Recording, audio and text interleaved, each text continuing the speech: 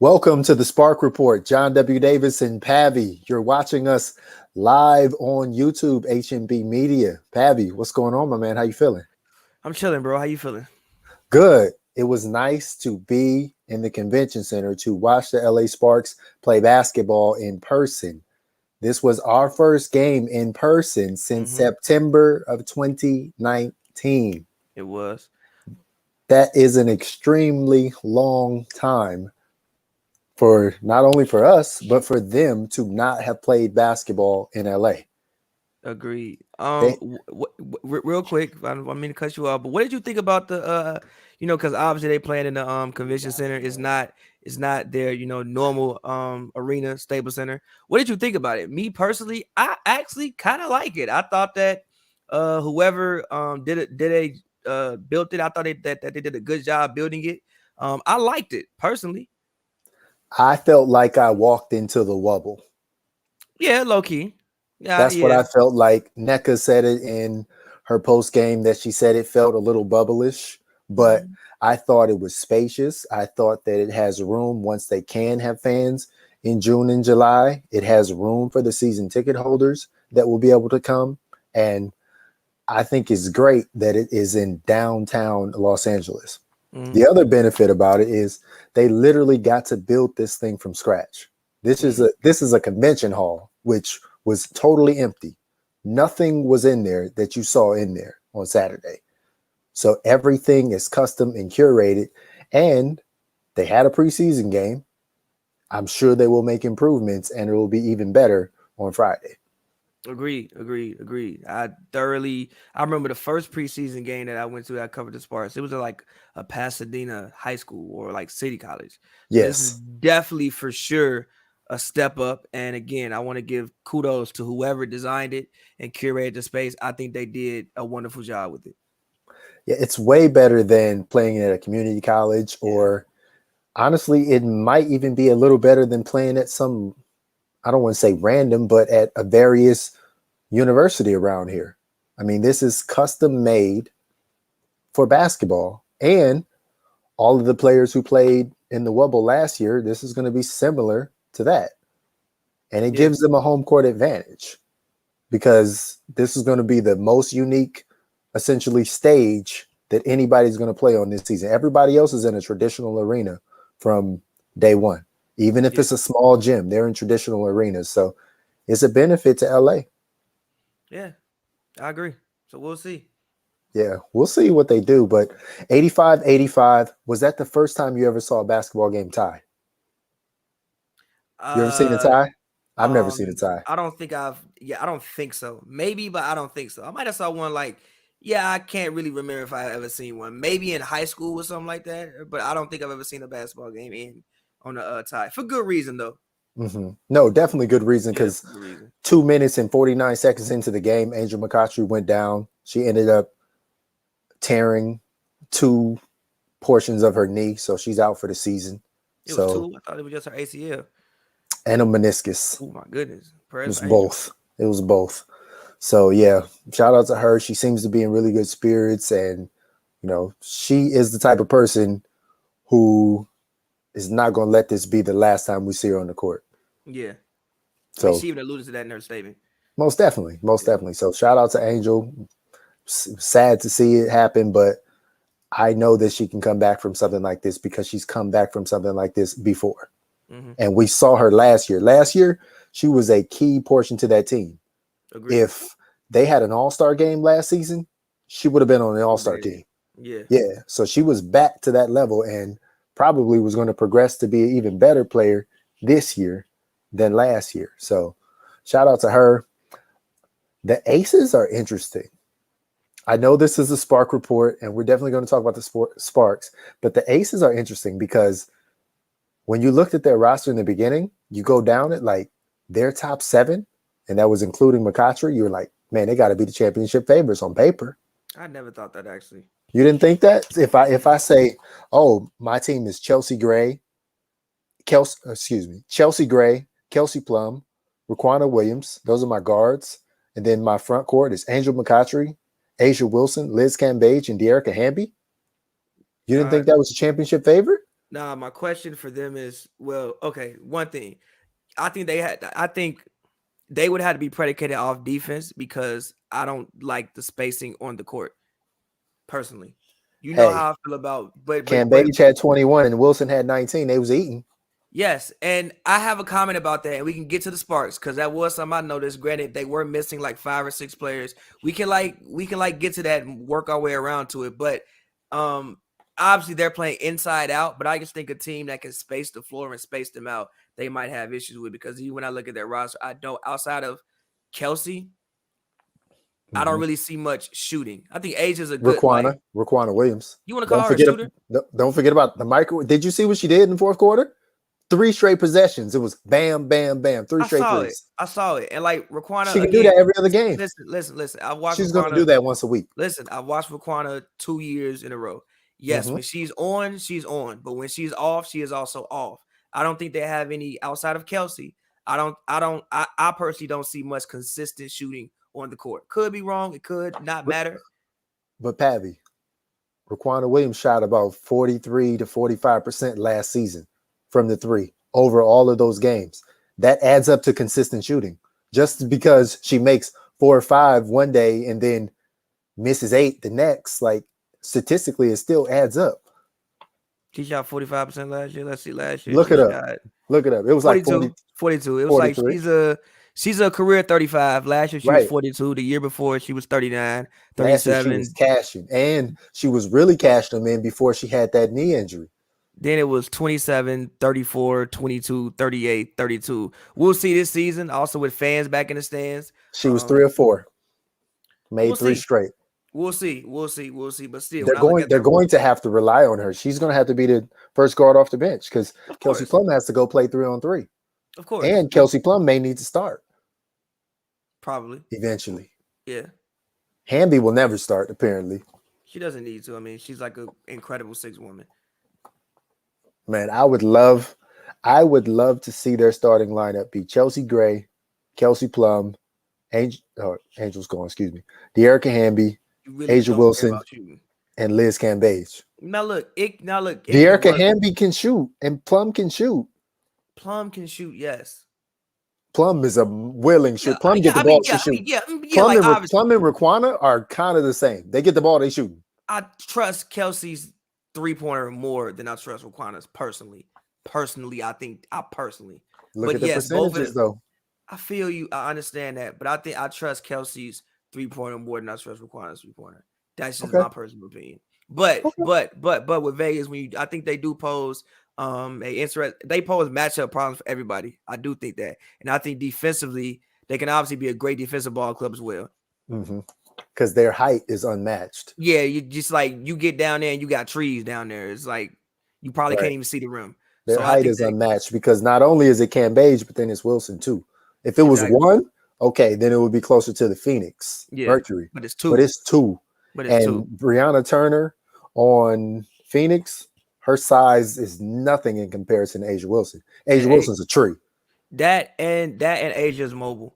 Like if she gets stuck out on the perimeter, I'm not worried about her guarding anybody. Asia is very, very mobile. So I'm gonna need her to start pulling from 3 though. I'm gonna need her to start camping a little bit and start pulling from 3 because she can do it. I think that it would help. Again, I think it would help the spacing of their offense. But I think that probably what Bill sees when he sees that team is she's very efficient from the mid range. Also, I think Bill Laimbeer is kind of like a more old school style of coach as well.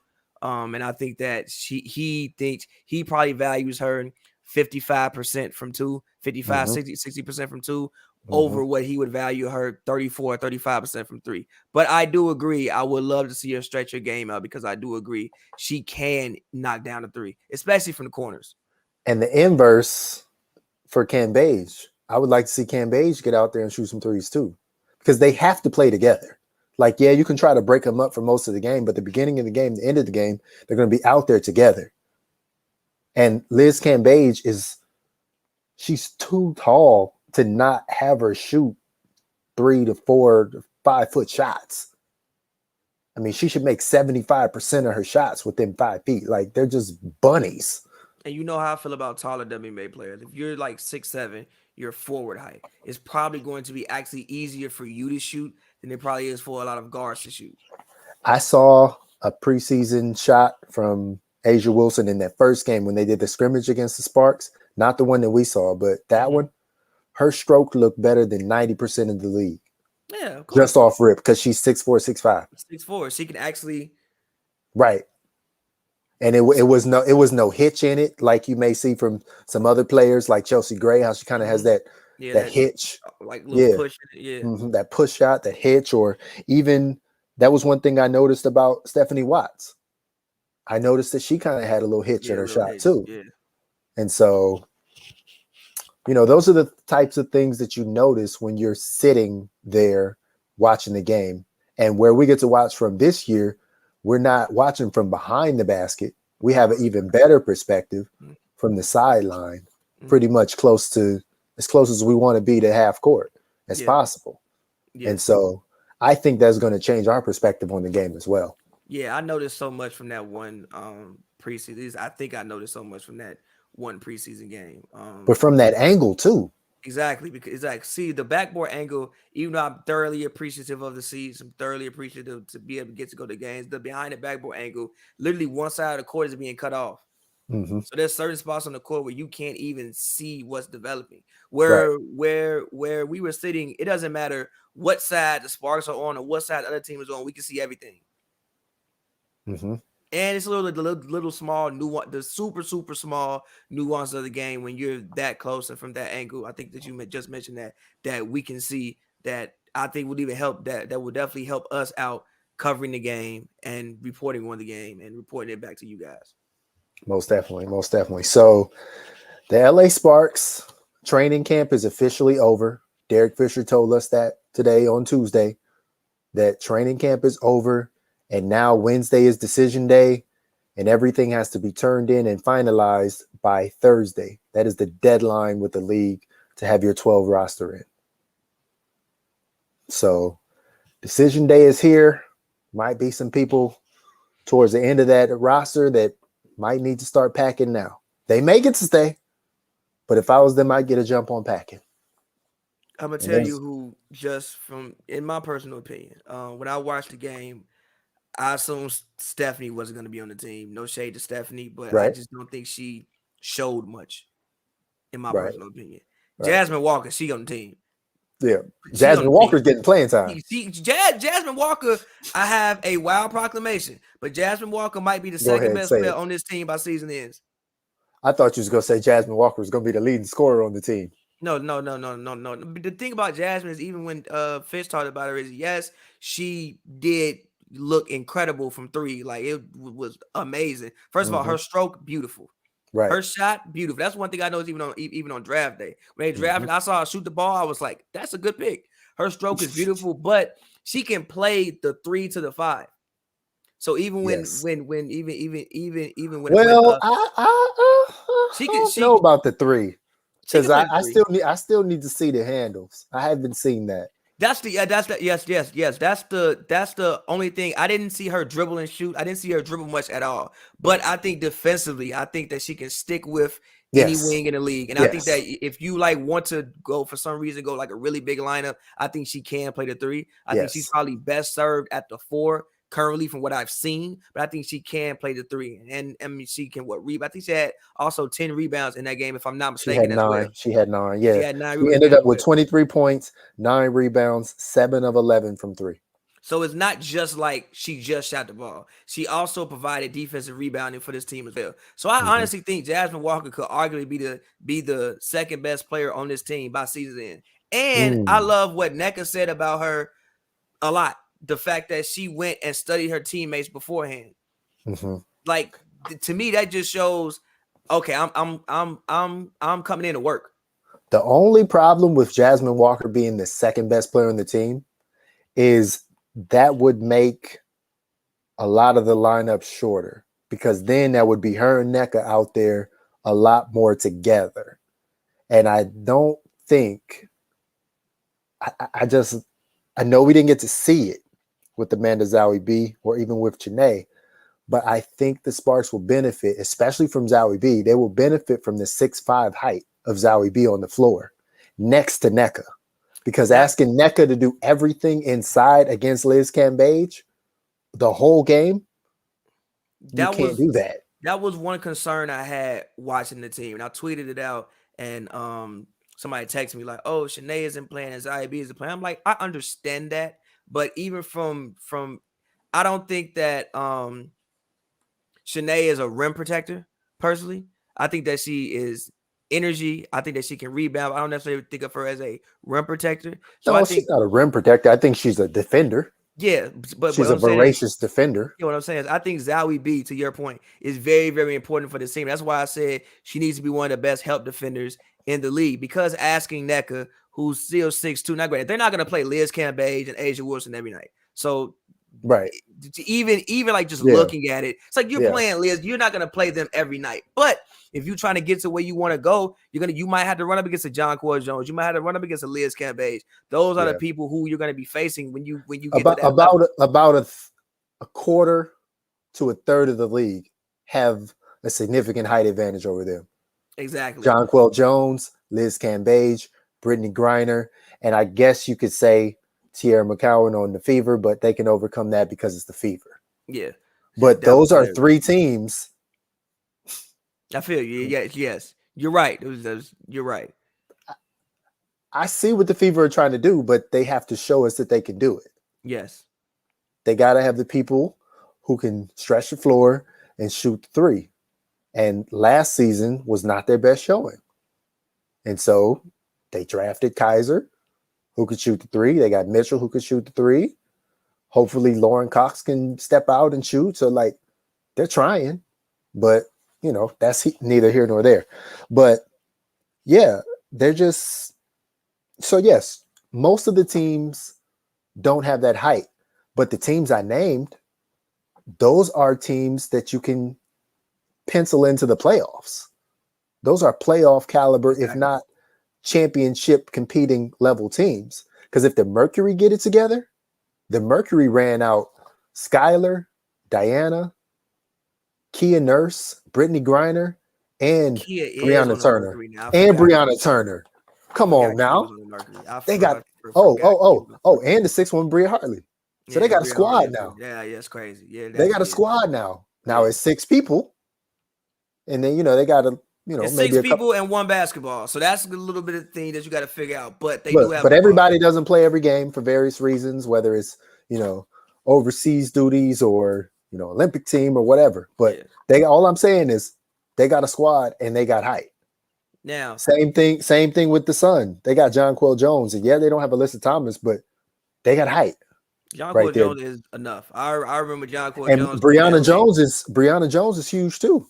I remember when Jonquel Jones came to multiple times and was a part of the reason they got out rebounded 45-27, which should never happen. Which should never happen. But yes, I do think interior defense could possibly be a problem for the Sparks, but I think they can overcome that with their perimeter defense. I think that the Sparks can still be did you have a Oh, no, I'm listening to you. Yeah, I still think the Sparks can be a really, really top tier defensive team because I think that the ball pressure that their guards and wings can apply to other teams' guards can even make the bigs have to get the ball in places they aren't comfortable with getting the ball at because we just apply so much pressure to the guards coming up the court. All right. First of all, shout out to Coach T. We appreciate you. But this is my thing. And it is looking like NECA is going to step into the role that Candace Parker played last year. It's looking like NECA will be in those positions. But I think for NECA to be effective, she must have the 6'5" Zowie B. She must have the sometimes 6'4", depending on the day, Chinea Gumake. She needs that height next to her, or even the 6'4" Maria Vadiva when she comes. Like, she needs that height next to her to just give her that. Yeah, because that's why Candace was so great last year. Not only because of the things they asked her to do in the position they put her in, but she's a long 6'4". Yeah. She's not a short 6'4". And NECA is a long 6'2", but she's 6'2". 6'2". She's never going to be taller than 6'2". Like it was times last weekend when I'm like, yo, you just need some help. Like you already turned them, but Right. you need But somebody the else to help come over and literally step didn't things play. up. But the help Exactly, but the exactly, good thing for exactly. the Sparks is The help didn't play. listen who didn't play. Zowie B didn't play. Chrissy Tolliver didn't play. Chinea Gumbuke didn't play. Simone Augustus didn't play. Arilla Garantes didn't play. Maria Vadiva didn't play. Pretty much everybody I named will most likely be on this final roster of the 12. Half the team that's going to be on the roster didn't even play. Yeah. At least 5 of them, if not 6. And they still tied 85-85. Which is why I didn't want to overreact too much to like the interior defense because, like I said, they're not gonna Oh, play this. I had no reaction to it other than she needs somebody else taller than her playing with her. I had a reaction to it, but again, like I said, they have Zowie B who's 6'5", and I think that but I think I said this like 2 months ago. I think she'll be one of the most important pieces for this team defensively because of her height. And also remember that was NECA's first game playing. She didn't play in the scrimmage. Yeah. That was her first time playing. So, the fact that Chrissy Tolliver hasn't played at all during the preseason, Simone Augustus hasn't played at all during the preseason. I think Chene played once, Zowie B played once, NECA played once. Like, I think they did well to survive training camp with essentially no injuries. Yeah. And the Sparks had a full training camp pretty much the whole time. Yes, Vadiva wasn't here. And yes, Arilla didn't come over, but they had a legit 14 people in camp the whole time that had a chance to make this roster. It wasn't like some of those other teams that have 20 people in camp and then people are there for 2 or 3 days and then they get cut because they're waiting on people to come from overseas. Yeah. Like, it's cool if you invite me to a WNBA camp and I just get to be there for a couple of days, I'll take that opportunity, but that's not helping your team be better. Yeah. Because, I mean, what chance do they really have does the 18th person on the roster really have to make a 12-person roster? Yes. Or even make an 11-person roster on some of these teams? Everybody that you saw. And one of these teams is going to be a 10-person roster, essentially. Because the Connecticut Sun have to pay Thomas. Who's not playing this year. Everybody that you saw on the court outside of at least that I saw in the game that I was at on the court outside of Stephanie, I'm like, there is a legitimate reason for you to make this team. Nina Coffey, she balled out. Bria Holmes, she balled out. Christine, we always saw what Christine can bring to this team from what she did last year. Right. Everybody that was there had a legitimate chance to make this team. And I think Fish has some really, really, really, really tough decisions. If I could ask you, who do you think, I'm pretty sure we know who like the first 8 is, but what do you think the final 12 woman roster should be? Well, before I talk about the final 4, I think you do have to establish the first 8.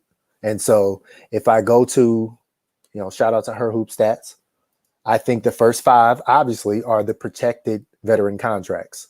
The highest paid players on the team are NECA and Chrissy Tolliver. They're on the team. Erica Wheeler, she's on the team. Amanda Zowie B, she's on the team. And Chinea Gumbuke. All 5 of them have protected contracts. They're on the team. It makes no sense to cut them because you literally would be cutting them and they still would be getting this money. So they are on the team. 6, Britney Sykes. No, she doesn't have a protected contract, but she's on the team. She's a starter. So I just mentioned 5 people right there who have protected contracts, but Britney Sykes is going to start over one of them. Okay? So that's 6. Jasmine Walker has elevated herself to my 7th person. She on that team. She is my 7th person now because of the way she showed out. And she is a shooter. What do we always talk about? Or what do I always talk about? I want 3-point shots and layups. Yeah. What did Jasmine Walker do?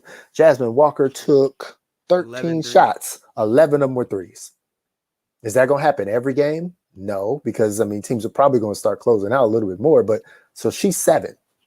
My 8th player on my team is Sydney Wiese. Sydney Wiese is on my team. I like her contract for the next 2 years. It is very affordable at $80,000 in 2021 and $82,000 in 2022.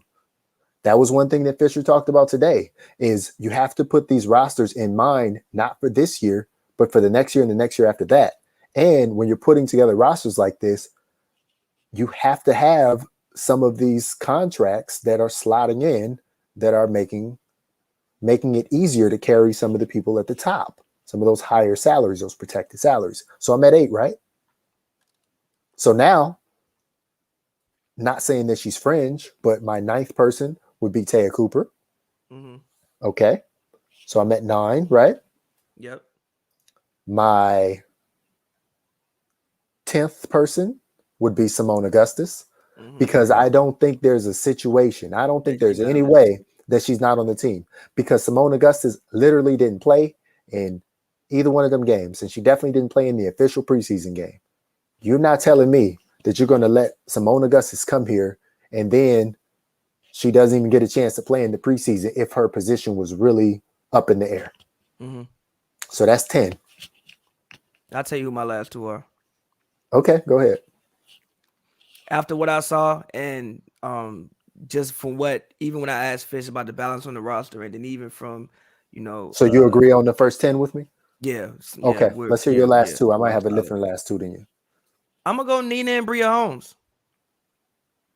Nia Coffey and Bria Holmes? Yes, Nia Coffey and Bria Holmes. I think that they showed the most. And I think it fits along the lines of what Fish wants to do. He wants to be versatile. He wants to have players that can play multiple positions. I'm going those 2. See, I feel you, but no, because if you put Maria Vadiva on your team and you put Arilla Garantes on your team, you control their rights at a lower salary for the next year. Oh, that's fair. Because Vadiva, you'll get her for 2 more years, basically at this bare minimum. Oh, wait, hold on, real quick. You're going to control Arilla Garantes' contract for 4 years on a rookie scale. And she was a second-round pick. Wait, my bad. You didn't say Maria in the first 10? Nope. Oh, yeah. Well, obviously, my bad. Maria on the team. So that's 11. So that's 11. So now it comes down to this. So this is the question. So if that is the 11, for your 12th person, you have to decide whether you want Nia Coffey, Bria Holmes, Arilla Garantes, or Christina Nigwe. Those are your options for your 12th person. How old is Arilla? I believe she's 24. 23 or 24.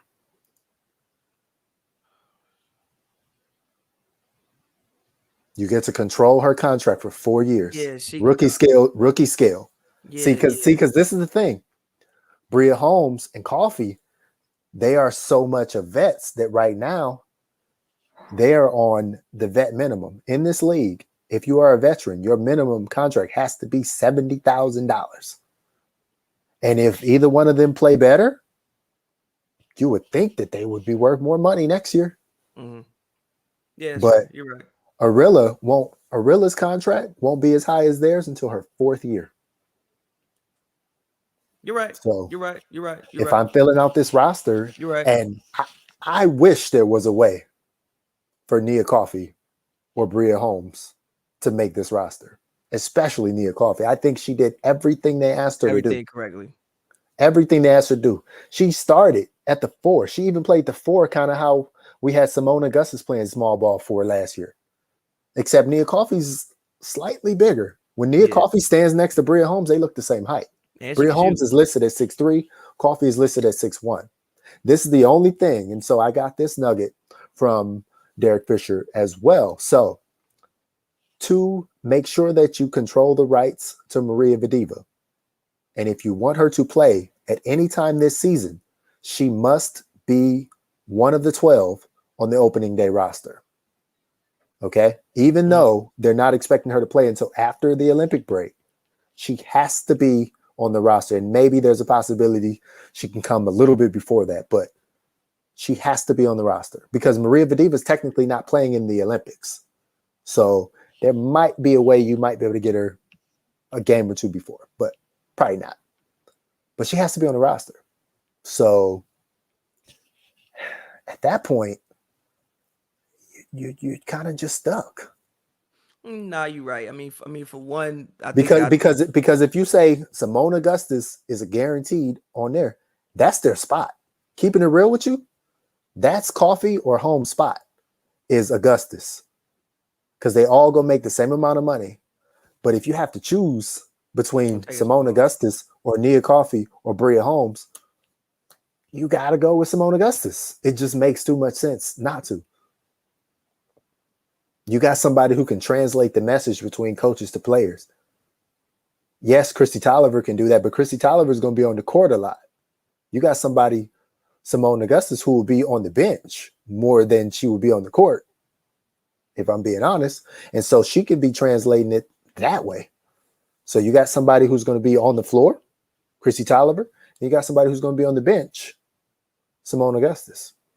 So this is the other thing. So the other benefit to all of this is you will have this opening 12, but there will come a time in June where they will have a certain amount of money where they'll be able to afford to bring somebody in for 7 days to 10 days. That could be an opportunity for Coffey or Holmes or even Anigwe, whoever they need as a practice player or whoever they need on the roster right then for a game or two to come in and hit the ground running and contribute immediately. Because I think they're going to need to play deep onto the bench, especially if you start with Maria Vadeeva, you're already starting at 11. Even though you technically have a roster of 12, you're starting with an active 11. And so they're going to need to go deep on the roster because I asked Shanae Agumake, how's your fitness level? She was honest with me. She said, I don't know.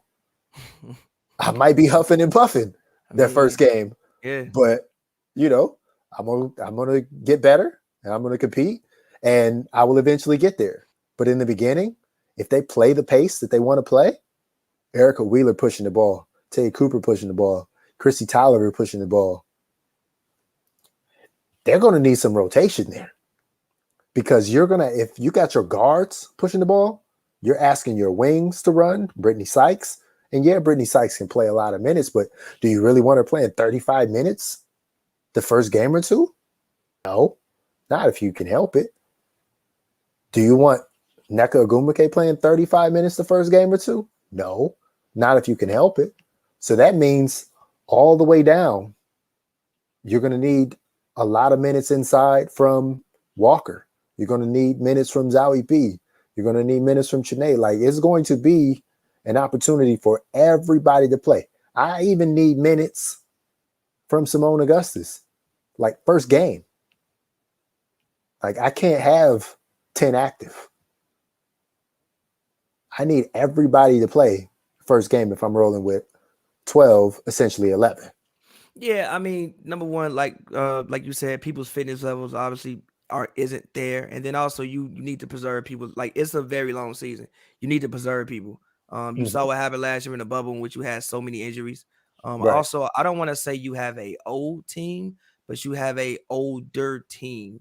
Like, Christy doesn't need to be playing 32 minutes. I think Nneka is 29, 30 years old. She doesn't need to be playing these minutes. Nneka's 30.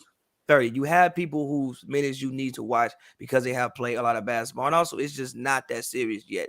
Let's ease into the season. Let's give everybody a chance because, like you always say, you never know who you might need down the road. You don't want to stick somebody in there game 24 and they don't know what to do because they ain't played all season. Right. Yeah, there's no point of that. Also, if I'm being honest, I know that Arilla Garantes, I asked Fisher about this. I know that Arilla Garantes has been playing this week, but she practiced Monday and Tuesday. There's a possibility, even if she's on this roster of 12, she may not really play in the first game. And if she does play, you can't expect her to play major minutes. I also think that everybody on this roster should play because so you kind of at like 10 and a half players. I also think that everybody on this roster should play a substantial, not substantial, but a quality role on this team because, again, like I said, you need to see what you got. And these are the players that Fish has picked. So everybody who is on this team, I assume he knows what their skill set is and he brought them here. So I'm assuming if you did that, then that means that you are satisfied with what they bring to your system, so they should be able to contribute because you brought them here. So it shouldn't be nobody that you see at the end of the bench and you like, well, they dead because they don't fit the system. No, everybody should fit the system. This is how you know there's enough playing time for 11 right now, because Bria Holmes played 18 minutes. Stephanie Watts played 15. Christina Nigwe played 15. And Nia Coffey played 21. And there's a possibility that none of them will make the final roster. And definitely not all of them. So that's minutes for Tolliver, Chanae, Zowie B, Augustus, and Garantes. And Girantes. There's minutes for all of them. So everybody's got to be ready to play, especially against a young team like Dallas. Now, I know Dallas won't have everybody right then. They won't have Satu Sabali at the beginning of the season. And I don't think Owak Kuye has come over yet. So they won't have everybody they want. But if I tell you one thing. I do want to ask you a question, though. I do ask you, like, yes, they played Dallas Wings game one. Obviously, looking at last season, I think we all expect Dallas to be better, but we don't look at Dallas as one of those teams that would be there in the end. Right. If you're the Sparks and you've heard the talk about you all season, losing Candace, losing Chelsea, who do you have coming up after that? You have the Aces, and then you have back-to-back games against the Sky. Do you think that the Sparks should be looking to send an early message out to the league? I personally think yes. I think they need to be sending an early message to themselves. That too. Not necessarily to the league, but I think the Sparks, even the fact that they will have 11 out of 12 active, they will be deeper than most teams at the beginning of the season. Just off the strength of having that many players here who have been here for the whole training camp.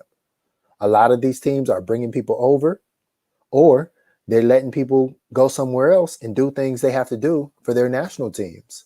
So in every game, they will have more active players at the beginning of this season. They have to use that to their advantage. That's what I'm saying. If this pace is going to be this pace and they're going to shoot all of these 3-pointers and they're going to run and they're going to defend, like, they're going to tire some teams out, especially the beginning of the season. So there's a possibility the first 4 games, I don't see why they shouldn't win 3 of them. I agree. I think they should start off 4-0, personally. And you said one of those games will be against the Aces again. I think they should start off 4-0 personally. Like, again, when I look at you think they should beat Dallas the first game, beat the Aces the second game, and beat the Sky twice in Chicago? I mean, obviously, maybe they not gonna win. Look, 3 straight road games, but maybe you drop a game to the Sky in Chicago just because it's very hard to beat a team back-to-back nights, personally. But when I look at this roster, I just think that this roster can really shock some people. I really like what I saw. I think that their defense will probably be ahead of their offense to start, but I don't think that's a bad thing because I think they had the potential to be one of the best, if not the best, defensive team in the league. Now, my only question is their interior defense, but I only have that question because of what I saw. Yeah, we haven't seen it. Exactly. And I think their perimeter defense should be one of the best perimeter defensive teams in the league. Just when I look at the pieces they have, they can defend. Erica can defend. Brittany can hog people. Taya can as well. Right. I think that they can be one of the best perimeter defensive teams in the league, for sure. And they're the type of team, like, if somebody is not playing, that's not their night, they're not motivated, next. You literally just go to the next person. Like, he said that as well, though. You literally go to the next person and say, if you're not going to do one thing, dang for sure, you're going to play defense. Like, so everybody on this team is going to have to compete on defense, or you can just sit on the bench. Because everybody can score. On this team, I don't think putting up points will be an issue for them. No. Everybody can score. No, because they all have layup packages. They all can make layups, okay? And the majority of them all can shoot. I mean,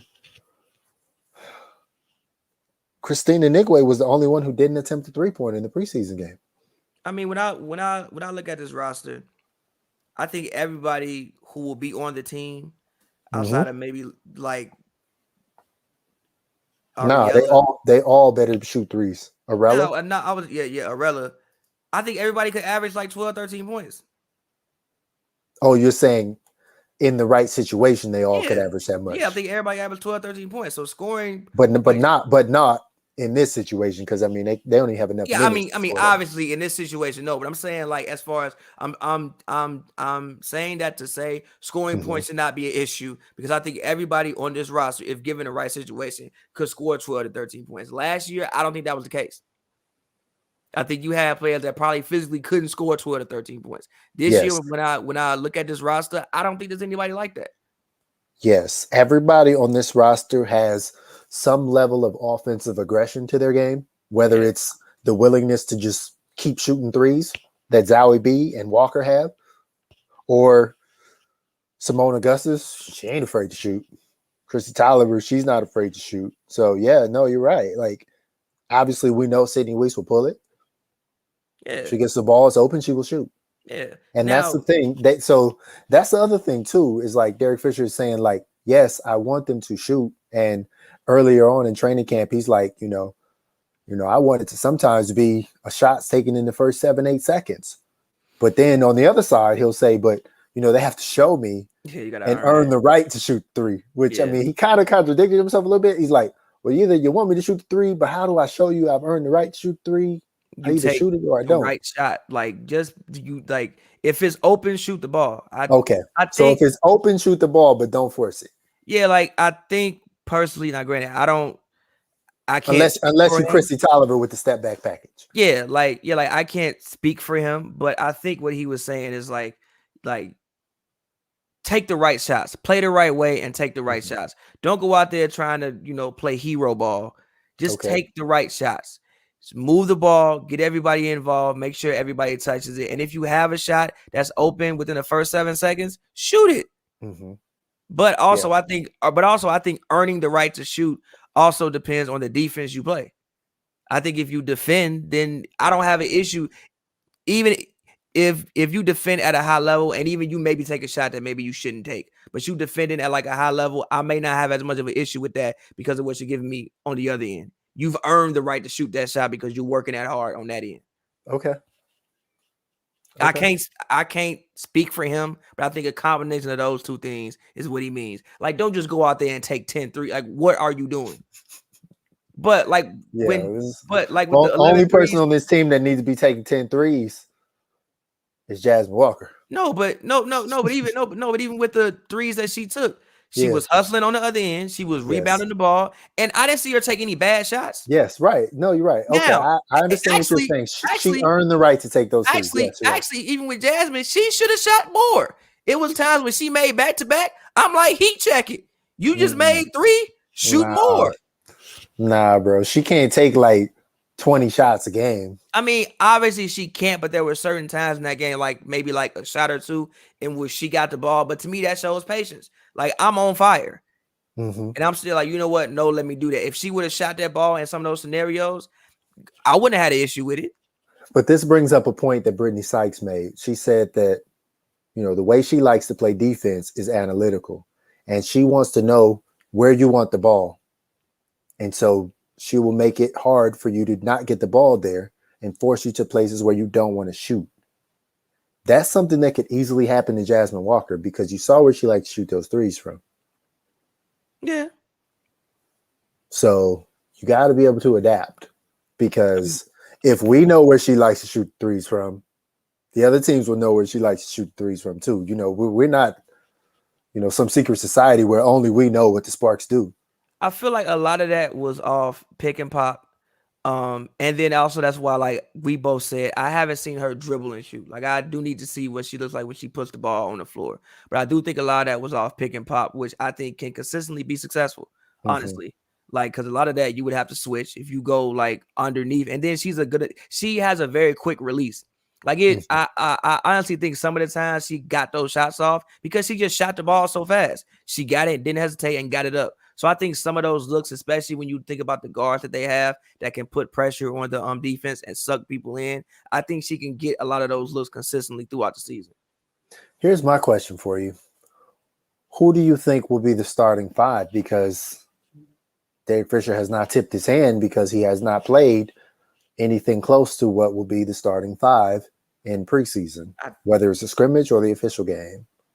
I think the starting 5 will probably end up being, like I've said before, Okay, wait. Do you want it to be? Do you want me to say what I think it should be or what I think it will be? Because what I think it should be and will be is two different concepts. I want both answers. What I think it should be is Erica Wheeler, Chrissy Tolliver, Britney Sykes, NECA, and Zowie. That's what I think it should be. What I think it will be Erica, Chrissy Tolliver, Britney, Shanae, and NECA.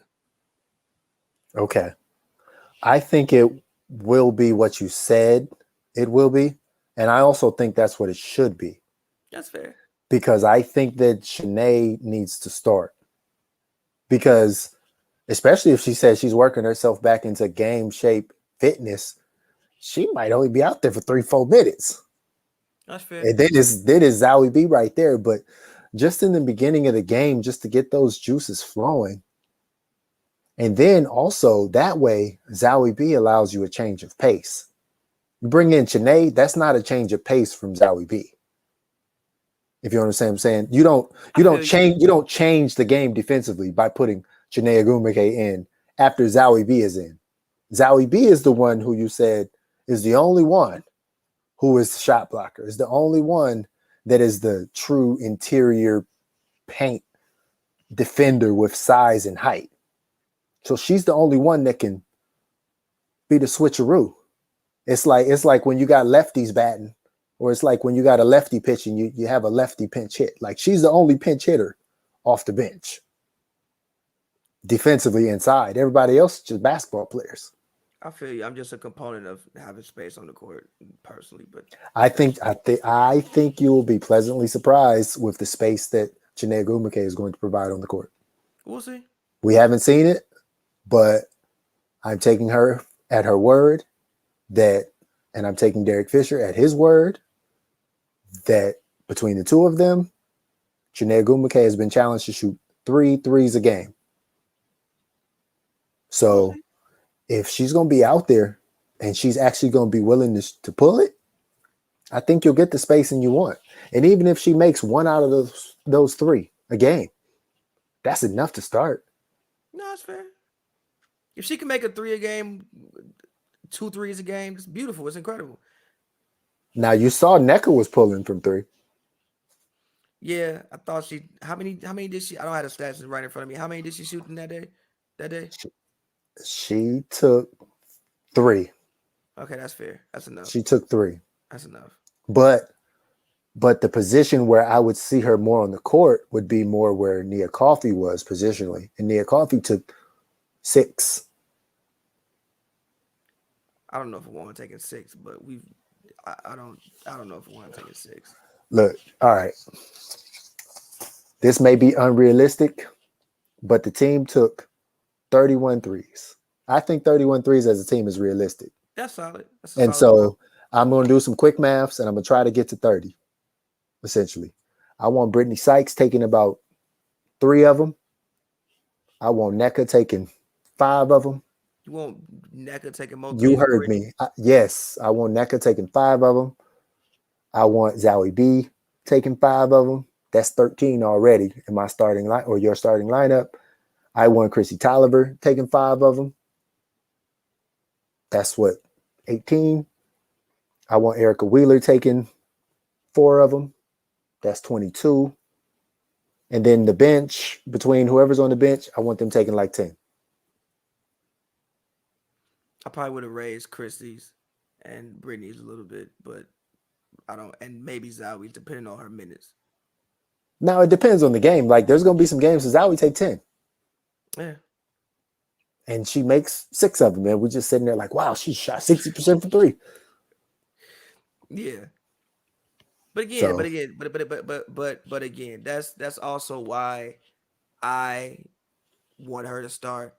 I'm just a component of the space on the court and also of the initial rim protection that she can add while starting.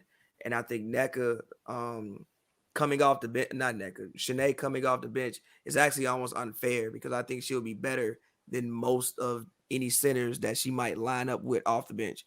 And I think her energy will be too much for a lot of the centers that will be coming off the bench. So I personally would just go with it like that. I agree with you, but I'm just going off of what I saw. Now, again, I'm pretty sure they're both going to start. I told you what I think the starting lineup will be and what it Well, should be. regardless of what it is or what it should be, there will be an opportunity for both of them to start at some point in this There'll be season. changes. There'll be At some changes. point in this season, they'll probably start together. Yeah. At some point in the season, Nneka might not even play a game. Yeah. And again, there'll be changes. Obviously, I don't think, At some point in this season, Chrissy Tolliver might not play a game. yeah, like I don't think these people are going to go out there and play the full season. So I'm sure there'll be different lineup combinations and we'll see. And these lineups will have a chance to prove if this should be the starting lineup. So we'll see. But You a know lot of what times, else? You know what else could be an interesting lineup? An interesting lineup could also be Chrissy Tolliver, Britney Sykes, Sydney Wiese, Nneka, and Zowie B. I like that lineup. Now that's a lineup that's gonna pull it. I like that lineup a lot. And that gets Britney Sykes in the backcourt. Because that's the only thing is I know she's 5'9", and I know she's got this large wingspan and she can play the wing. She's a backcourt player. But I would love to see her in the backcourt because she's guarding the backcourt. Yeah. When they play Dallas, she's gonna be guarding Enrique. She's not gonna be guarding the wing. Yeah. I think she's a guard that can play the wing, but I really think but they basically playing 3-guard lineup. So I mean, It is what it is. But again, also, this is why I want to commend and why I've said it since I don't know, like February about the balance on this roster. I think it's a very balanced team. They have so many lineup combinations, and that's why I also think that they will shock a lot of people this season because I think this is the best constructed roster that I have seen in my time covering the Sparks. And let me tell you this, Pav, before we start to wrap up. So, as good as we've seen Jasmine Walker to be, there are plenty of people before this draft that would have told us that Arilla Gidantes was significantly better than Jasmine Walker. If somehow that is possible on this team, there is no way they're not making playoffs. They'll make the playoffs. There is no way they're not making the playoffs if there is some way for Arilla Gidantes to be better than Jasmine Walker. I think that regardless, outside, I think we need to stop talking about just making the playoffs. If they don't make the playoffs, I'll be disappointed in this team. That's a failure. Well, I'm just talking about what the people were saying, because Candace Parker was gone and Chelsea Gray was gone and Raquan Williams was gone, that the Sparks was going to be the worst team. They was going to be the 13th best team in the 12-team league. Yeah, that's how people was talking. Yeah, they was going to be the 13th best team in the 12-team league. That's not even possible. Yes, but I think that the star power of those two overshadows what they actually had on the roster. I think the star power of those two and people's dislike for Fish for no reason, for things that have nothing to do with basketball, overpowers their actual looking at this roster. If this team doesn't make the playoffs, it's a failure. Nneka is a top 10 player in this league. Listen, you have a former MVP on this team. Right. You have Chrissy Tolliver on this team. Top 25 player. You have Erica Wheeler, who was an all-star last time they had an all-star game on this team. You have Shanae, who is now back, who was an all-star as well. Yes, more than once. If you don't make the playoffs, that is a failure. I think we need to start talking about, can they get to the second round? Can they get to the finals? That's what I want to start talking about for this team. The playoffs, this borderline. They better make the playoffs. This is the thing about this team. The way it is currently constructed, and especially if they go ahead and figure out the Gabby Williams, shout out to Gabby Williams, new member of the Sparks. If they figure out the extension for her, this team is pretty much set for 2 years.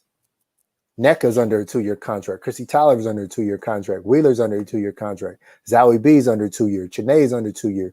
Sykes is under 2 year. Wiese is under 2 year. Walker, they got her for 4 years. Gidantes, they got her for 4 years. Taya Cooper, they got her for a couple more years. Vadiva got her for a couple more years. Like, this team, if they are successful in 2021, they can just carry that to 2022, synergy-wise, and there will be essentially no disruption. They could literally bring back 11 of 12 players that played in 2021. I mean, if they really wanted to, they could bring back 12 of 12. They probably won't do that. Nobody ever brings back the same exact roster. But like they could if they wanted to. But there's no reason that if this team is successful in 2021, that they don't have 10 or 11 of the same players and bring back that synergy. And if they play at the pace they want to play at, everybody will get to play. And people will, they'll manage where people take rest games and stuff like that, load management. People will get opportunities. Sounds like practice is great. Sounds like scrimmaging is great. So they're getting work there. Because the first season we covered the team, they couldn't even do 5-on-5. Yeah, they could have had so many injuries. They couldn't even do 5-on-5 for a lot of the season. They had to bring in practice players, which is cool, but at the same time, right. No. And you cannot bring in practice players this season. Because of COVID. Because there's this thing called COVID. Yeah. There's still a thing. Still a thing. But yeah, I'm really excited to see this season. Like, I really think that this team is gonna shock. I know I said that like 900 times. Okay, so this is my question now. So if you're gonna play a 32 game season, do you think they can make it to 20 wins now? I think I said they're gonna make 20 wins at first. I don't think I ever say anything less than 20 wins. I thought we said did we say 20 and 12? I think we said 20 and 12. I thought we said 18 and 14. No way we said. No. I think we said 20 and 14 based on a 34 game season, but it's a 32 game season. So in a 32 game season, do you think they can get to 20 wins? Yeah, barring injury, as long as everybody stays healthy. So they're going to win 2 out of 3 games, essentially. Yeah. Okay, I think they can. Why? Again, I mean, depending on how many games. Russell Westbrook, why not? Yeah, yes. Depending on how many games Nneka miss, and depending on injury, obviously, Christy, she's older, maintenance and things like that, depending on how many games people miss. But I'm looking at this as them having a healthy season. I think they should win 20 games. And then even still, they won 20 games with worse 2 years ago. Mm-hmm. They had half the team going most of the time they was winning games. Well, if they win 20 games, you might as well pencil them in for essentially top 4. I don't think that they shouldn't be that. Then if they make top 4, everybody who's talking all this stuff, they need to say they're sorry. Again, I think the star power they need to say my bad. I think the star power of Candace and Chelsea led people to think what they think about that roster, but not actually examining the actual roster. This is my question. Okay, this is my question for you then. If you had your choice of 11 players on this roster, and you could still have Candace Parker to make 12, would you think the team would be better? You had everybody else you want. You got 11 of the 12. So you basically pick everybody you want, but one person, and you just put Candace Parker in. Is the team better? I think that this is how I'm going to answer this question. I think that not having Candace, because also I have to see how she plays in Chicago. People go into different situations and play different ways. But I think the way that she played, at least the way I saw her play last year, when she has the ball, she takes other people and puts them. Actually, she takes other people and puts them in different positions, right? So if you are a center, but you're on offense and you're basically playing a point guard spot, now you're taking your guards and you put them at wing positions. So I'm not saying that they would be better or worse. I just think the team dynamic changes a little bit. Also, I think Candace is she holds the ball. I don't think anybody on this team, I don't think they have any ball pounders. Taya pounds the ball a little bit, but outside of that, I don't think they have any real ball pounders, I don't think, on this team this year. Candace was somebody who held the ball a lot. Obviously, you got great results when she did it because she's one of the best at doing what she does, but she still held the ball a lot. I think you'll have more synergy and more movement this season, but I don't think they would be better or worse. I think the team would just be different. I don't think Fish would be able to run his system the same way he wanted to run it with Candace. That's how I answer that. If I could answer my own question, if I could have 11 of these 12 players and then just plug in Candace Parker on this roster and magically I make the salary cap work somehow, I would say the team would be better because with the caveat of I have all of these guards that I didn't have last year. I still have Erica Wheeler. I still have Chrissy Tolliver. I'm saying that there's no Chelsea Gray. And you got guards like that. Like that's literally what they do is run and gun. Like they would have to do that if Candace Parker was here, or there would literally be no point of Christy Tolliver. And there would be no point of Erica Wheeler. So I think the team could be better if they had everybody else plus Candace Parker. If I can ask you the same question, if there was no Candace Parker, you have 11 of 12 on this team and Chelsea Gray. Would the team be better? Not if she gonna shoot the ball the way she shot the ball last year. I agree with that. I agree with that because she's so good with the ball that you want her to have the ball. You don't take her off the ball. Exactly. And unless you can get playground Chelsea Gray, where they're going to go up and down the court and just run and gun 3 out of 4 possessions, you make the team slower.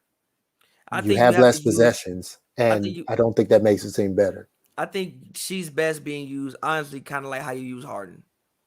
If you have her on the team, you give her the ball. Make the whole team around her. Yeah, like you've got on the team. Like she's so good. She's one of the best isolation players in the league. Mm-hmm. She can get. I think she still shoots what I think was 80-some% for the free throw line.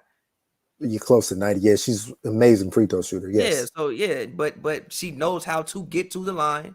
Yeah. She's a great penetrator. Her handle is great. She could pass. I think if you have her on your team, you give her the ball and let her command the entire offense. I have a question. Why do you think she's such a great free throw shooter, yet her 3-point shot is unorthodox?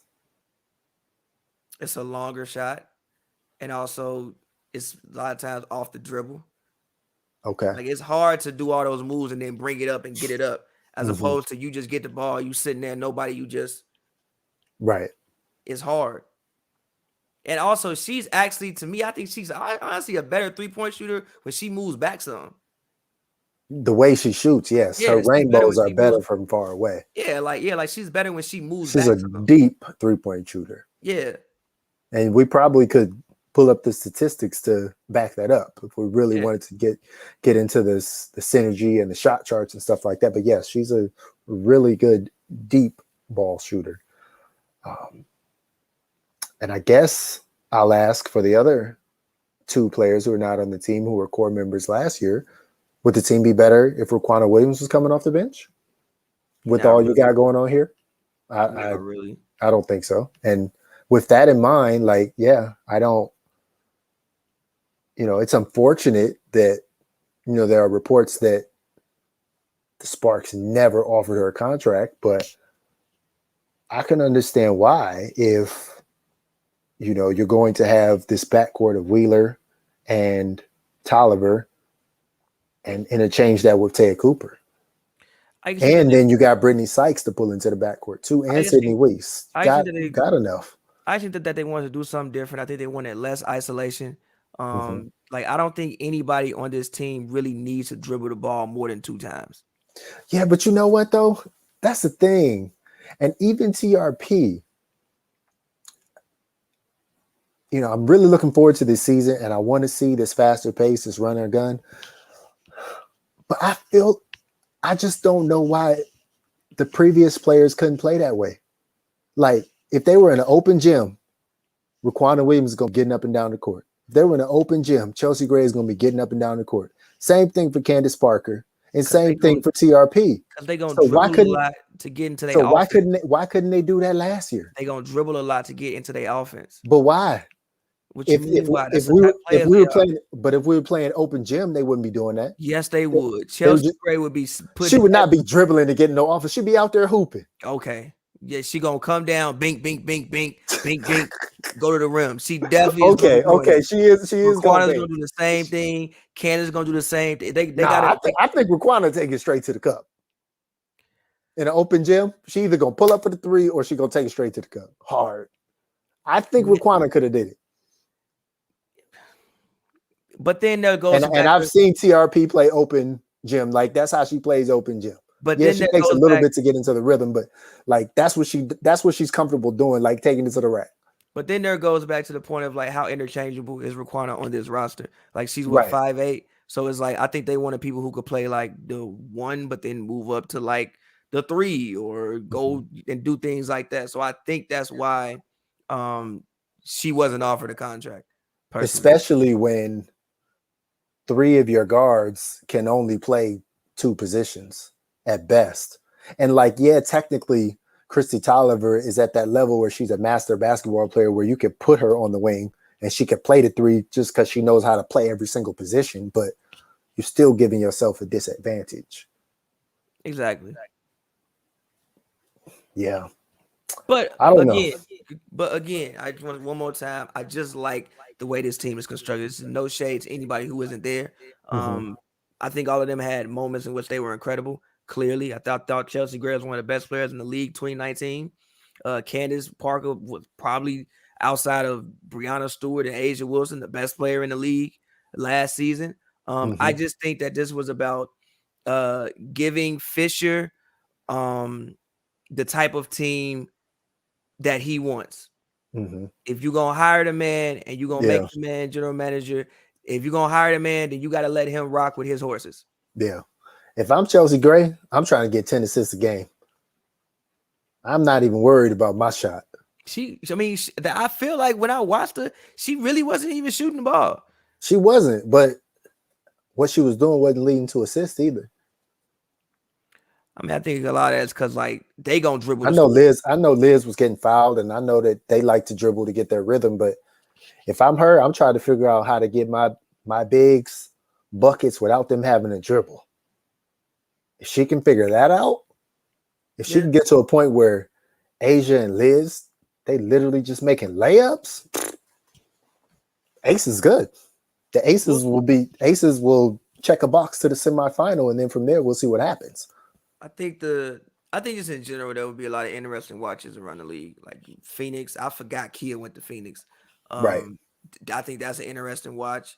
I think the Aces are obviously interesting watch. The Sky, like I wonder how some of these teams play with their new pieces, and like I wonder if some of these pieces will change their games a little bit to fit with their new places. The other thing, just like we're saying about the Sparks, Derek Fisher said that, the players have said that, you and I have said that. Not only is it going to take time for the Sparks, but it's going to take time for the Aces to get used to Chelsea Gray passes. It's going to take time for the Sky to get used to playing with Candace Parker, who knows where everybody should be on the court, and she going to look at you sideways if you're not doing what she thinks you should have done. It's also going to be interesting because Vandersloot is so used to having the ball. Right. Vandersloot technically averaged 10 assists last year. Like she averaged 10 assists. So it's like, do you completely take the ball? Like, do you now split time? I think you split it via rotation. Then I think when Sloot is out, then you say, all right, Candace, it's your time. But Candace has got to defer. She got to defer to her point guard. But then also last year, Diamond really wasn't there. Not at all. Right. And right. I think not at all. Like I want her to have the ball too. I don't want her just standing there just waiting to, get a pass. I am on the record with saying that the Sky had too many players. They had too many rotational pieces, and Gabby Williams removes one. But I still think they may have too many rotational players. Too many players who are starter level players. Yeah. They got about 8 or 9 starters on their team. Who are deserving of the basketball. Right. On top of that. 8 or 9 starters and 8 or 9 offensive starters too. Yeah. People who they just don't start because of defense. Yeah. They're not just like this amazing defender. Like they start because they're all around really good basketball player that could be. This is my thing. They got about 2 number 1 options and about 6 number 2 options. And like, how are you going to manage that? Yeah. So I think it looks great. James Wade, if you figure that out, let me know. Yeah, how are you going to manage 6 number 2 options? Yeah, like I think don't give me it can be anybody's night. Nah. It can't be though. Like right. In these so don't give me that. Really can't be like it can't. It like things got to run through somebody. Mm-hmm. People have to know what their role is on the team. But again, that's why I think this season will be very interesting. This is also why I think the Sparks will shock some people. Especially in the beginning. Now, Yeah. the Sky could figure it all out after the Olympic break, and as long as they're in the playoffs, make a run and do what they need to do. But in the beginning, I'm going to take some work. Again, also I do not envy them. I do not envy the Sky. I also just think the Sparks have players that will actually play their position. Like we know NECA is probably the center or the power forward, whatever it is. That's what she gonna play. Right. She gonna play power forward. We know Zowie is gonna be a stretch big. She's gonna be a stretch center. We know we know Chanae most likely is gonna be playing center. She gonna be an actual center. We know Christy gonna be a guard. She's gonna be a guard. Erica's gonna be a guard. She's gonna be a guard. Britney is gonna be a wing, a guard, but like it's kind of the same thing. Many times, like Taya is going to be a point guard. She's not going to be a 2 guard. She's going to be the point guard off the bench that comes in and try to just studies the game. You know, she's going to play the consummate backup point guard role. If I gave you a 6-point lead, when I take you out, do not hand me back down 8. If I give you a 6-point lead, give me a 4-point lead or give me a 10-point lead. I think that's what she'll do. I just think that their roster makes sense. And everybody you named is a ball handler too. Yeah. Even Sykes can handle the ball. Sykes has a nice handle. She does. She can handle the ball. She's comfortable with the ball. Sydney Wiese is clearly, we've been watching her for 3 years now. She's clearly comfortable bringing the ball up the court. You're not going to bother Sydney Wiese bringing the ball up the court. You may not love her, but they do, and she can bring the ball up the court. So that's not an issue. And it's not a have Sydney Wiese play point guard and do it every single time. But it's just the point of this time I get to come up the court and not have to worry about bringing the ball up the court. That is a relief. That was a relief in 2019 to Chelsea Gray. And that was the relief that Christy Tolliver was going to provide in 2020, which didn't happen for the document reasons of her opting out of the Wubble, which was her right. Yeah. So we haven't seen anybody opt out of this season. Obviously, we have some people who are coming from overseas and on various teams. We have some people who are still recovering from injuries, but pretty much everybody, barring like Gabby Williams and possibly Emma Mieseman and maybe like Julie Aleman, like barring like a couple players, like everybody else about to play.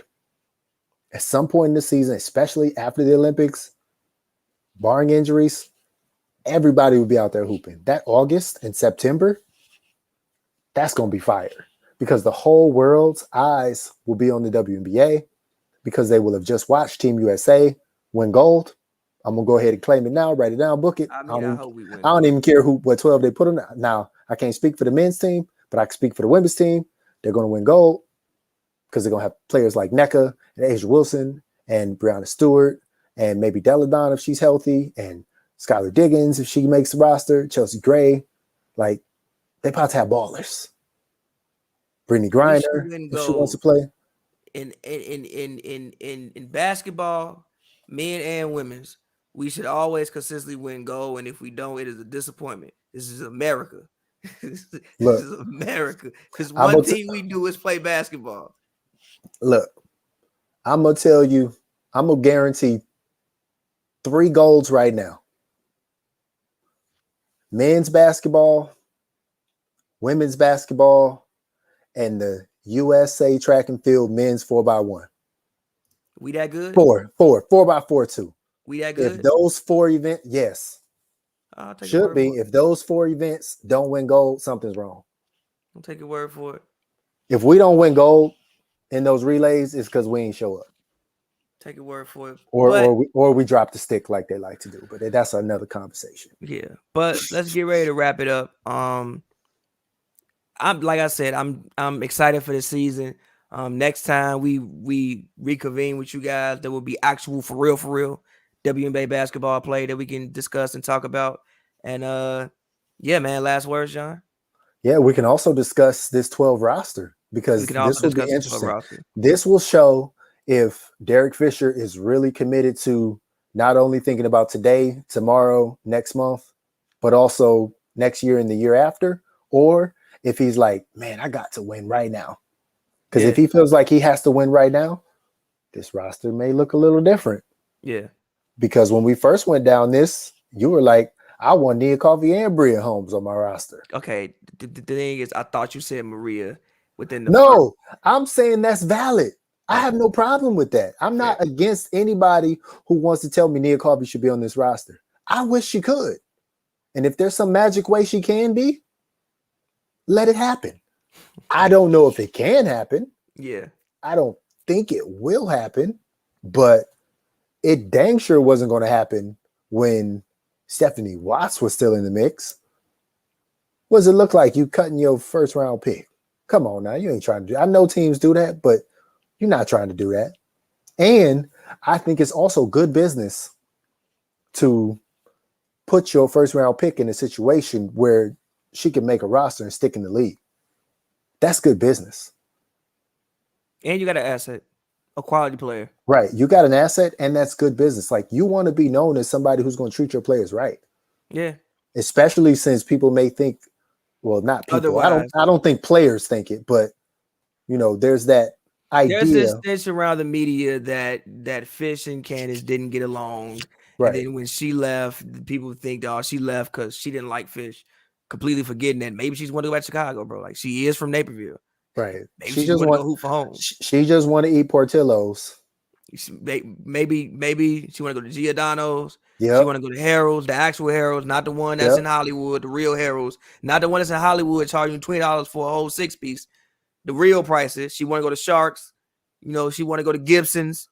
$20 for 6 pieces of chicken? Nah, literally, they will charge you like $18, $20 for a 6-piece wing at the Harold's in Hollywood. Why do you wait? Wings? I thought you at least meant like 6 of the 8 pieces of the actual chicken. No, wings. 6. I mean, they got whole wings, but still, like, it don't make sense. $3 per wing? Yeah. Mm-mm. She want to go get the real Harold's. 6-piece, $8. Look, I'd have left just because of that. If Harold's was my thing, I'd have left just because of that. I'm not about to pay $3 for no chicken wing. Like, for a whole chicken wing, it's time to go. And it's in Hollywood. It's time to go. I'm not about to pay $3 for no Hollywood chicken wing. Nah, man, I gotta go to South LA. Something, man. No, I gotta go to Louisiana fried chicken. I'm just gonna have to call it today and go to Popeyes. Cause I'm not about to pay $3 for no whole chicken wing. Facts. Nah, bro. Whole Foods, Trader, all these places sponsor us. Cause no, anybody who wants to sponsor us, I'm not ashamed of it. Sponsor us with some chicken and money. And money. We will eat the chicken and the money. Vegan chicken, whatever you want to do. But yeah. All right. So, looking forward to this season. Friday's the first game. It'll be interesting to see how they do with a full active roster. And I'm also looking forward to see what essentially close to a full active roster looks like for the Wings. I want to see what this number 1 pick looking like. I want to see what this Charlie Collier looking like. You know what I'm saying? Yeah. She had all that hype. She was basically deemed to be the number 1 pick before the draft even started. Mm-hmm. You know why? Because they had promos for the draft. They did have and it was only Charlie Collier. They had no other player. Yes, nobody else was promo but Charlie Collier. Yeah. It was like Moses in the stone. So let it be written, so let it be done. Charlie Collier was the number 1 pick. And she's about to come to LA and get her welcome to the league moment. I want to see it. And we'll be there. We'll be there. So I appreciate you. Yo, I know we didn't get a chance to do the song at the game. I know that we're going to work on that. We're going to do it. DJ Malski owes me since I played in the trivia game and slightly, apparently embarrassed myself. But I also definitely did lose. I lost, but I won. You know why? Because my host won in arena host. Shout out to Ari. Your host won in arena host. Yes, it was a competition for who was going to be the Sparks in arena host. That. So the lady who hosted my Q&A, she won. So therefore I won. It was all a part of my plan. Thank you. I wanted my person to win. So I gave those answers, and that's the story, and I'm sticking to it. Fair. Pappy, what you working on? Give us your plug. Songs about women out right now. Make sure y'all go check that out. There will be a new Hoops and Brews episode coming soon. Like tomorrow soon. But yeah, songs about women. Songs about women. Make sure y'all go check that out. What's the hoops and brews topic? What y'all talking? Y'all breaking down this playoff? Yeah, Oof. man, we gonna break down if the Lakers gonna even make the playoffs. Well, they gonna make the play-ins. But yeah, but that don't mean they're gonna make the playoffs. Wait, aren't the play-ins the playoffs? Not exactly. No, Not to me. Okay, so basically, you have to make. Yes, I agree with you, because if you don't make the actual playoffs, then you can make the lottery. Yes. So yes, if you are in the NBA lottery, you are not in the playoffs. I agree with that. Yes. So yeah. But yeah, songs about women out right now. Make sure y'all go check that out. Every streaming service you can get it on. Go get it. Yeah. You can check out my work on winsider.com.